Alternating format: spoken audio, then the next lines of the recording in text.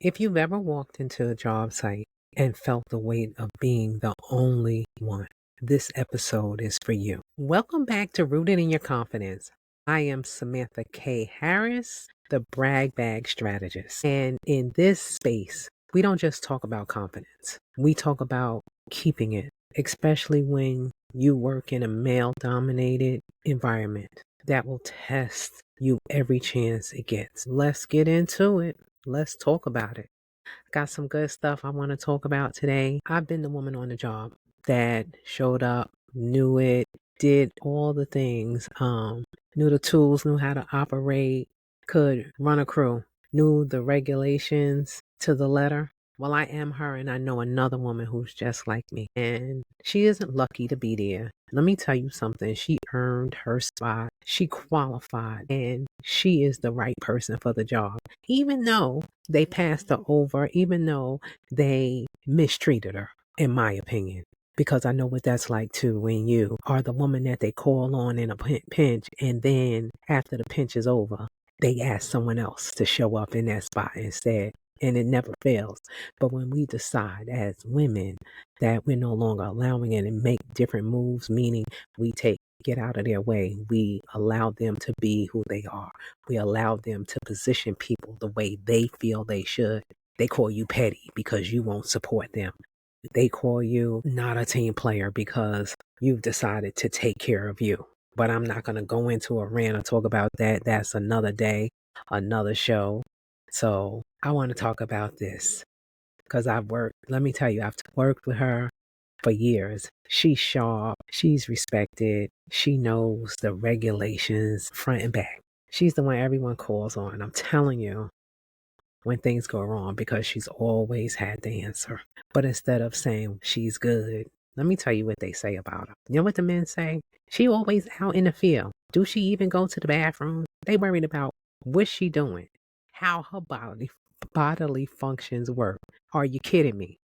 They're worrying about if not that she's good, not that she's great, because they couldn't find anything else to say about her, but how amazing she is as a human, how amazing she is as a colleague, how amazing she is as a leader. They wanted to know because she's always able to stay in the field to make sure that things are running properly, that she makes sure that everything is done to code and to specs. You know what they want to do now? They want to worry about if she go to the bathroom. Ladies, y'all know anybody like that? They want to know, what she do? Sleep here? Would she wear a diaper? Is this not insane? No matter how good you are, they want to tear you down. She ain't got no husband because she's into her job. She's always out here. Who works like that? They find all the things because they can't tear her up with her job. They can't take the respect from her doing her job. So they want to tear her down in another way. It just mind-blowing to me. They aren't complimenting her either by saying these things. They're insulting her in every way, form, and fashion because they refuse to say just that she's good, she's amazing, and she shows up for the team. They rather tear her apart, not because she wasn't doing the job, but because she was doing the job and doing it too well for them. And when they couldn't criticize her professionally, they went after her personally. Anybody understand that? I do, because I've been there, done that. They couldn't say anything bad about my work ethic. So they decided to worry about who I was dating, why I was dating them, why she always here, what value does she really bring? These are the questions my colleagues had for me. So I get her, I understand her, and I see her. Because no matter how well you do, they don't want to see you do well. And if they do see you do well, they're going to find another reason for you not to be that person. This is what women in trades deal with. This is what being the only woman really looks like. Because I know somebody listening has lived this. I know, and I get it. She gets sent on coffee runs. Have you had a friend that did that? While the guys get sent to operate the heavy equipment. She gets asked to help with paperwork while the men get the real opportunities. She's told, don't worry about that machine. Just sit there and look pretty while they train each other, but not her. She proves herself 10 times over and still gets questioned. And then when she stays late, works hard, and knows her stuff better than all of them combined, they say she's too much. They say she's doing too much. They say she must not have a life. They say she's intimidating. They say. This is what it looks like when women outperform the men. But is that true? Because they didn't expect her to rise in the first place. The weight of that is heavy. And I have a client who experienced these things. She wanted to learn more. She wanted to do more. And what happened was the men decided that she must be lazy because, hey, that's a piece of equipment. I want to learn how to operate it. Oh, you don't want to do the work. You don't want to dig.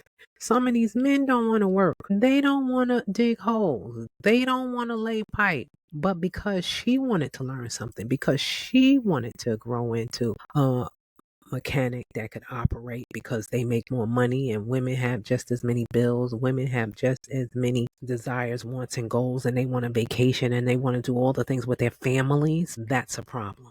But if a man does it, it's okay. Come on, let me show you. You're a go-getter. You have, what am I looking for? Oh, you have drive. We want to see you do well because you're a go-getter. Come on, guy, let's get it. But a woman do it, she's everything but a child of God. But I'm going to keep moving on here. But you know what shifted for her? You know what changed? Because I can go on and on about that forever. She stopped basing her value on what they thought. She stopped waiting for them to give her permission. She stopped letting their comments define her. Because she was sad, she was upset, she was angry, and she used to complain about it. And that's one thing we worked on.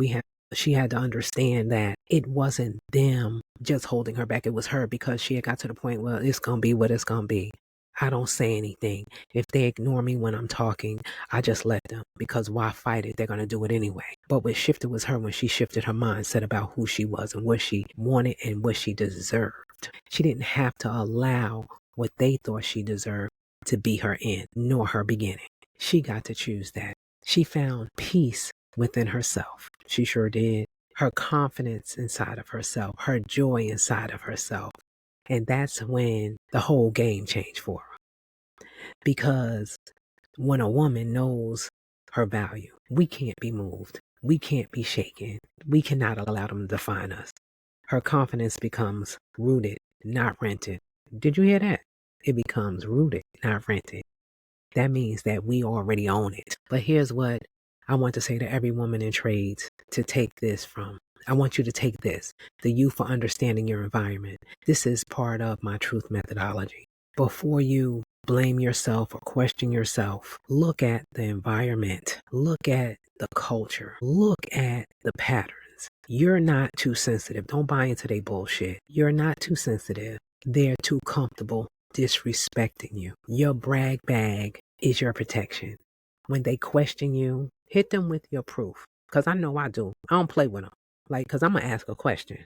You're not going to say whatever you want to say to me. Because infamous words of my cousin, if my stomach turning yours is too, because I'm bringing my receipts and I'm letting you know, hey, oh, that's how you feel? But I've done X, Y, and Z. And it's not to prove myself to them, but it's to let them know and understand that I get me, I see me, and I know what I'm capable of.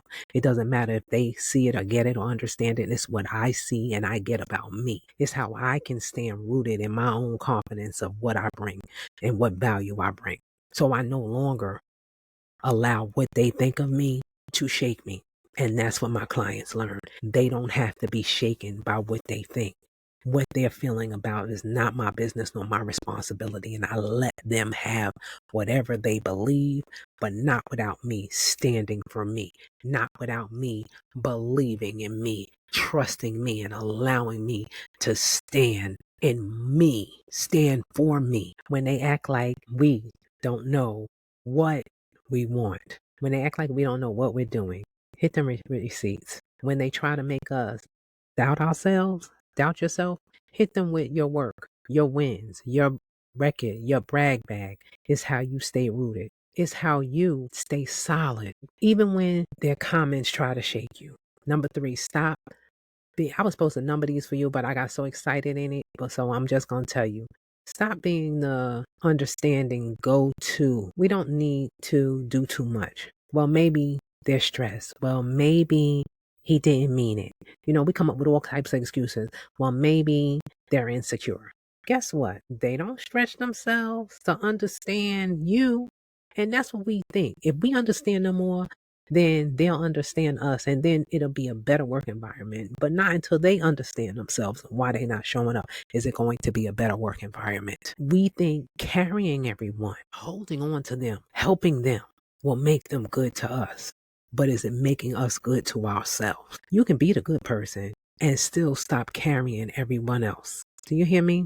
You don't have to carry anyone else's emotional load or things they haven't figured out about themselves. You don't have to shrink to survive. And that's one thing we've done. We become people pleasers, and we start to think that we have to do all these things to make everyone comfortable with who we are so that we can show up and be safe. You can be safe and show up for yourself and speak up for yourself. They can be uncomfortable with us having respect for ourselves and stand up for ourselves. Let them be uncomfortable and let them figure that out. And I know it's scary because it's the unknown, because of things that we've heard, seen. But how can we change that? We only can change that by stepping into it. And I'm not telling you things that I didn't do for myself. That's why I do not allow anyone to say and do whatever they want to me. I am going to ask you why. I want you to understand and ask you if you understand what you just said to me. And then ask them why they said it. Not for my satisfaction, for them to understand how ignorant they are sometimes. I'm just saying, that's my personal opinion. You don't have to whisper. You don't have to play small. You don't have to pretend you don't know things, because that's another thing we do. Oh, well, I'll just sit here and be quiet and minimize my expertise and allow them to be the lead, because they're men and they don't want understanding them more than we understand. And we want them to feel comfortable with us in what is considered their area of expertise, even though you're trained and qualified. You get to stand in your power. I'm telling you, you do, without apologizing. You don't have to do all that, may I, ma'am, may I, sir. So tomorrow, before you clock out, I want you to write down one thing that you're proud of. That's a receipt that goes in your brag bag, just to let you know. Step 2, notice where you shrink. Just notice it and don't judge yourself for it. Step 3, choose one moment to hold your ground this week. Just one. It doesn't have to be anything big. Just one. Just one moment where you stand solid in who you are.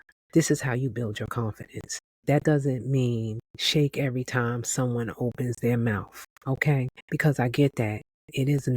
It's nerve-wracking, but I promise you, when you start recognizing it, paying attention, not judging yourself for it, you're going to see patterns, and in those patterns, you get to start to understand why you do what you do. And it's things that has been embedded in us, has been passed down generationally, but once you recognize it, it's hard to continue the patterns without understanding them.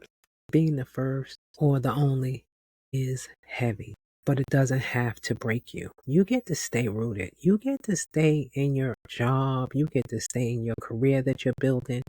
You get to stand strong in it. You get to stay you.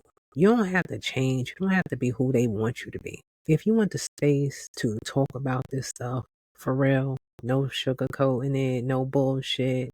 You don't have to be all tight and buttoned up. You don't have to go and put on some high heel shoes so other women will make you feel comfortable. You're not. Listen, we work in the field. We work on sites. We got a different type of comfort. So that means if you want to throw on a pair of your J's, if you want to just rock your boots, or if you choose to be that woman that want to come in and get dressed because you wear J's or you wear steel toe boots, you're welcome to come on in. I appreciate you. Come on in. Because we already know we're not corporate safe. So we have to find our freedom and our safety within ourselves. So it ain't no faking front, no forcing over in the break room. So come join us in the break room. This way real conversations, real laughs have. This way we talk shit and just be with each other. This is where we tell the truth and we can actually breathe. We get to stop surviving and start learning how to lead. The link is in the show notes. And remember, this is a movement, ladies. We don't shrink here. We rise. We stay rooted. And I'll see you next time.